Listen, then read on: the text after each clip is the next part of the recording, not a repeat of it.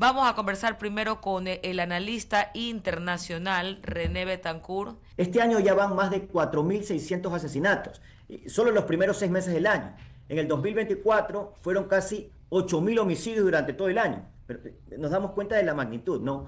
Y mientras tanto, las morgues colapsan, crece el número de familias desplazadas por la violencia, hay un impacto social brutal. En el 2025 se registró un 68% más de adolescentes asesinados y vemos que menores siguen siendo reclutados cada vez más por estas bandas criminales. Vivimos en Guayaquil, yo soy guayaquileño, la peor ola de secuestros, la peor ola de extorsiones y la peor ola de asesinatos.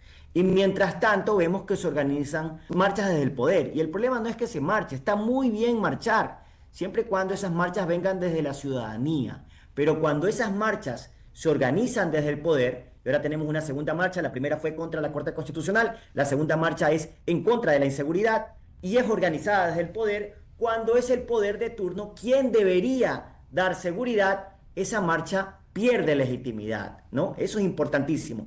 Y mencionábamos el tema de los estados de excepción.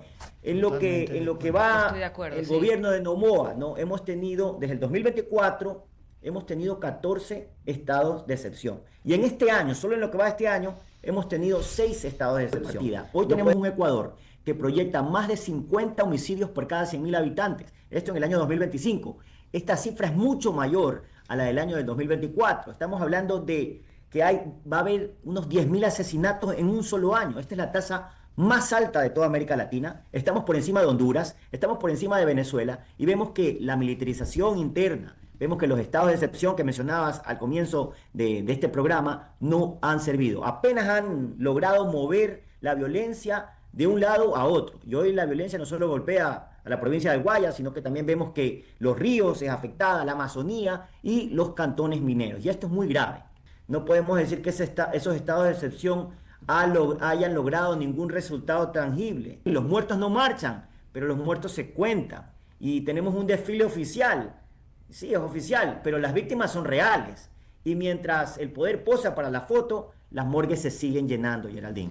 Vemos que hay un intento desde el Ejecutivo de construir una narrativa. La seguridad no se construye con marchas, no se construye con banderas, sino con instituciones fuertes y resultados reales. ¿Qué debemos hacer? Blindar las fronteras, como tú has dicho, con controles integrales. Y cuando hablamos de fronteras estamos hablando de puertos, aeropuertos, pasos terrestres. Y esto tiene que ir acompañado con una política de inteligencia criminal que desmantele las rutas del narcotráfico.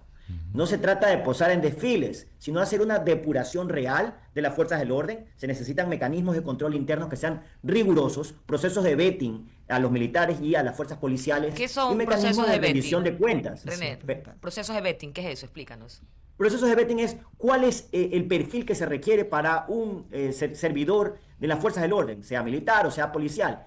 O cualquiera puede integrarlas, ¿no? Tiene que haber un proceso de vetting real para que no integren esas fuerzas del orden personas que están vinculadas con la criminalidad organizada. Te doy otro dato. Cuando comenzamos esta declaratoria de conflicto armado interno, había 23 grupos de criminalidad organizada. Ahora la lista llega a 34. Entonces, Max hablaba de ciertos avances. La verdad, yo no veo esos avances porque no se puede medir nuestro progreso sino con cifras reales. Si vemos cualquier indicador, extorsiones, homicidios, todos han aumentado. Tenemos una declaratoria de conflicto armado que es inédita.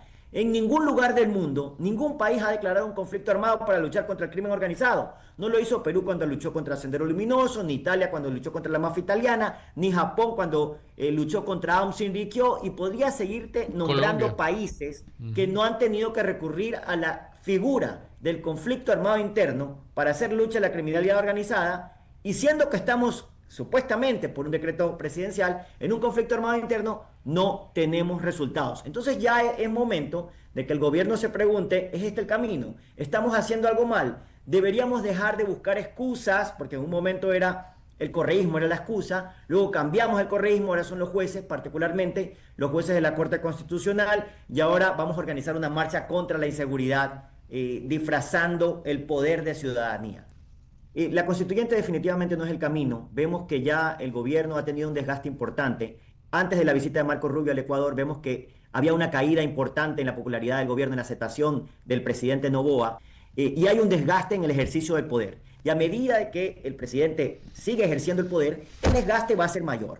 Tratar de hacer una constituyente a estas alturas del partido le puede jugar en contra. Pero lo que yo quiero decir es que la lucha contra el crimen no se gana con narrativas, eso es teatro. Hay que cortar las venas financieras del crimen. Pueden ondear todas las banderas, pero las banderas no gobiernan, ¿no? Las mafias nos están gobernando en este momento y el resto es simplemente coreografía. Si vemos, por ejemplo, y te doy otro dato importante, el tema del lavado de activos en el Ecuador. Vemos que en Ecuador en este año, ¿sabes cuántas sentencias por lavado de activos hemos tenido? Apenas 2.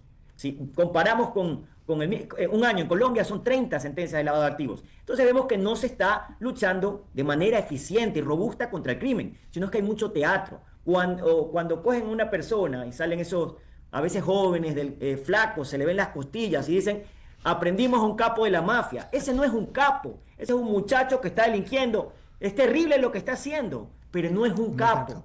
Cuando saquen a las personas realmente, las que están lavando el dinero, las que forman parte del músculo financiero de los grupos criminales, ahí la ciudadanía va a entender que se está haciendo una lucha de frente, es que es no tan difícil, una coreografía René, teatral. es tan difícil. Yo no veo una intención legítima, real, de asfixiar financieramente el crimen organizado, porque veo que, por ejemplo, no existen los sistemas de trazabilidad patrimonial que deberían existir. Vemos que la cooperación internacional es pobre, y hay que decirlo. Y tampoco hay unidades especializadas de investigación financiera que estén dando resultados. O sea, hablamos de la UAFE, sí, pero hay 2 sentencias por lavado de activos.